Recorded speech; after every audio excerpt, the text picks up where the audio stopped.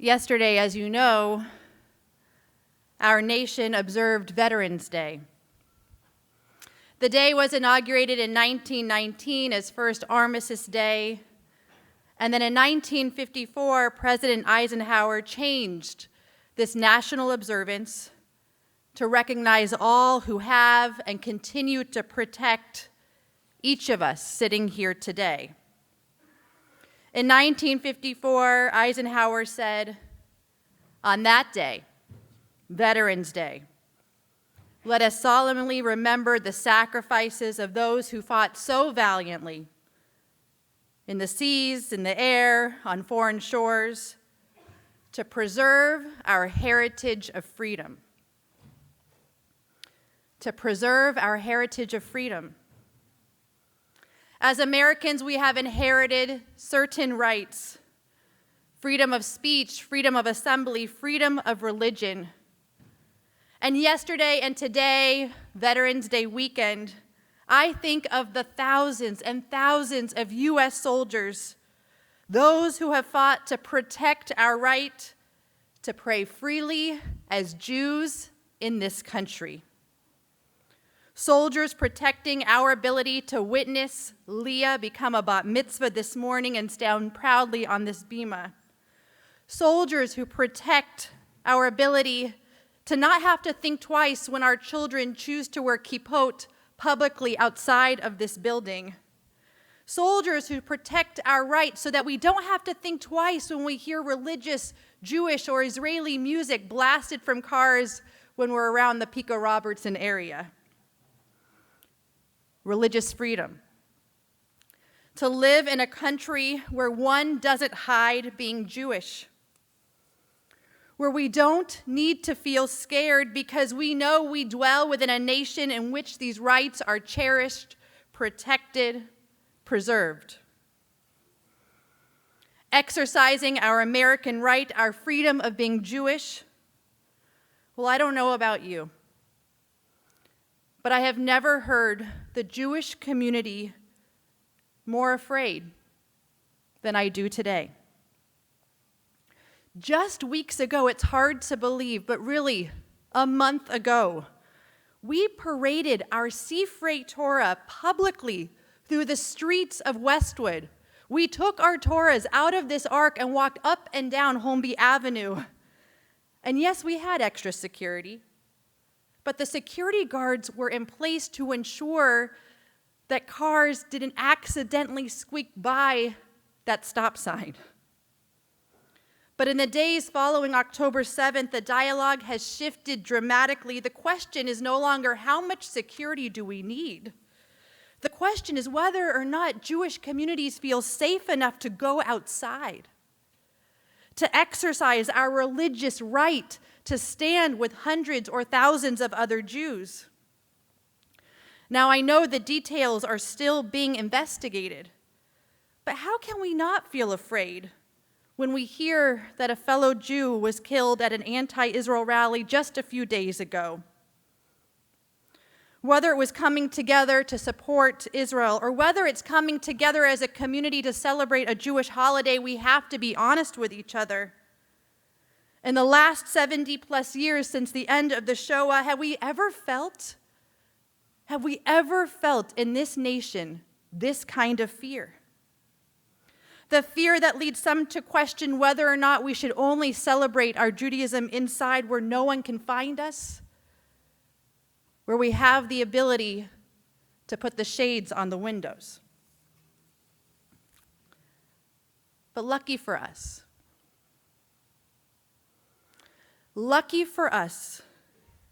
because we know what drives and fuels the spirit of the Jewish soul. Because fear isn't something we pretend doesn't exist. Of course it does. But fear isn't the element. Fear is not the ingredient that has led to Jewish survival for thousands of years. For we can look to the destruction of the temples in Jerusalem. We can look at the Inquisition, the expulsions from England and Spain, the pogroms, the Holocaust, the Iranian Revolution. Fear, we know, is a given. But hear me loud and clear this morning, the Jewish people, we live despite fear. Because what feeds our survival? I believe that Israel and the Jewish people endure because we choose to walk through this world emboldened by our courage and strengthened by our faith. Courage and faith. As Jews, this is our mantra throughout time.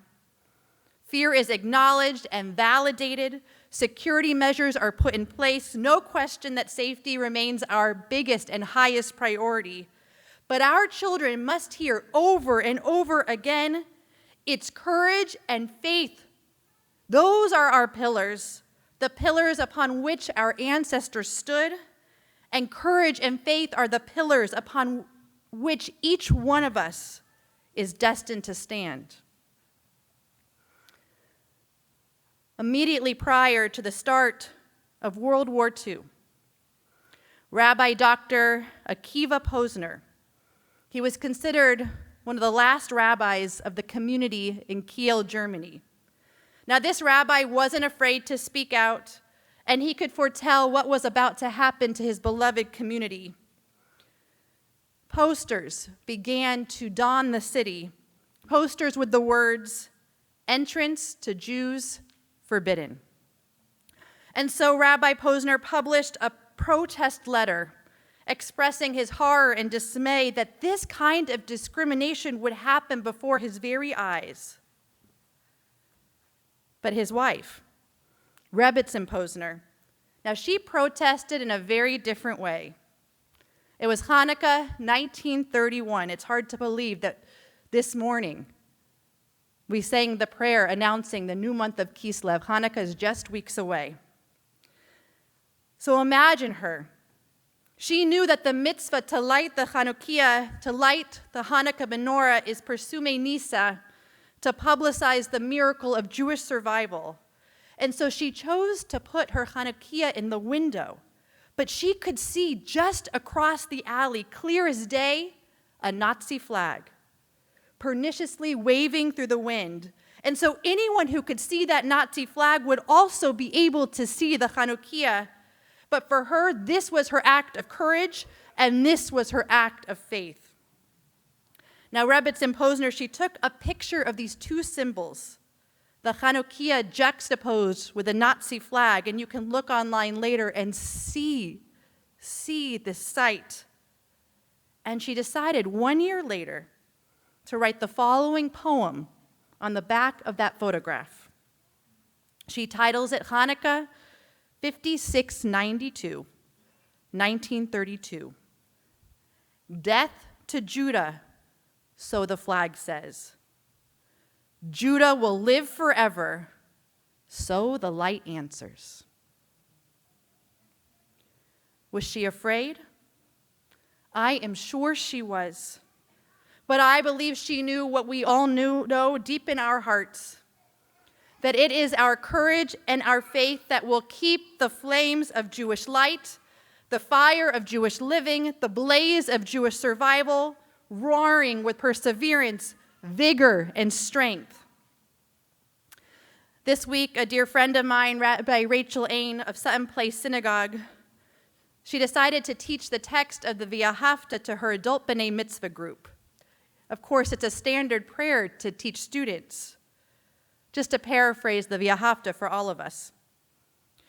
You shall love the Lord, your God, with all your heart, with all your soul, with all your might. Take to heart these instructions, impress them upon your children. Recite them when you stay at home and recite them when you are away. Bind them as a sign upon your hand and let them serve as a symbol upon your forehead. Inscribe them on the doorposts of your house and upon your gates. But Rabbi Ain said when she recited these words and taught them to her students, she felt very different. She felt very, very taken by the words of our faith. And this is what she wrote. She said, this is exactly the way that Judaism should be lived today. Judaism should be active and daily and public. And she writes, don't be afraid to express your Judaism. Don't be afraid to embrace your Judaism. Run to Jewish community. Embrace it, and you will be embraced. And do this with all your heart. And do this with all your soul. And do this with all your might. In other words, and I ask you to think of your own example, proudly wear your Magen David or any other Jewish symbol around your neck. Proudly light Shabbat candles. Proudly kiss that mezuzah. Proudly go to synagogue. And proudly eat at kosher restaurants. Because this all used to feel simple, but it doesn't feel simple anymore. Now we too must engage in acts of courage and in acts of faith, because it has become our responsibility to ensure that our traditions continue no matter what other acts of fear are attempting to keep us quiet. But we won't keep quiet. I recently learned that Rabbi Akiva and Rebbitzin Rachel Posner's great-grandchildren, their great-grandchildren, well, they light that Chanukiah that was smuggled out of Germany.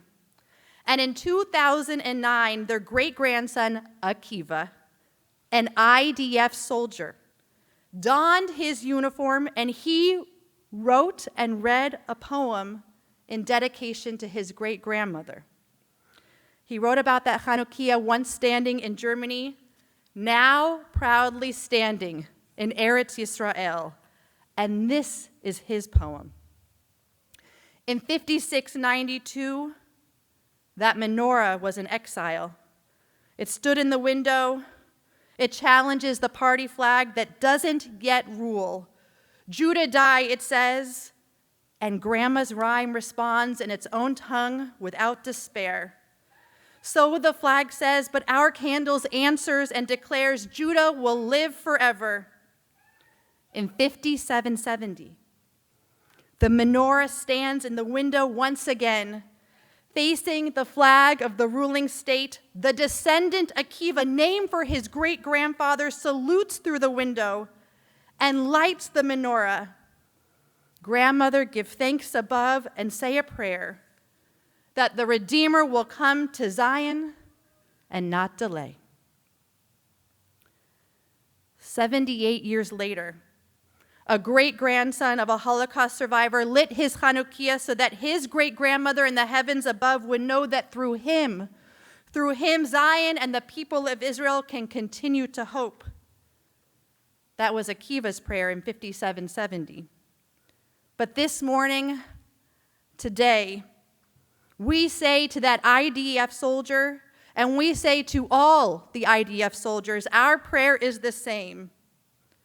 May the Redeemer come to Zion and not delay. For 78 years from now, what will our descendants say about us? I pray that they will say, it is because of each and every one of us here today, each and every one of us listening, with our courage and with our faith. We led the Jewish people out of a seemingly impenetrable darkness and into a season of glorious light. This is our religious freedom. This is our right. Ken Yehi Ratzon, with God's help and with our hands and with our voices and with the strength of the Jewish people, may it be so. Amen. Shabbat Shalom.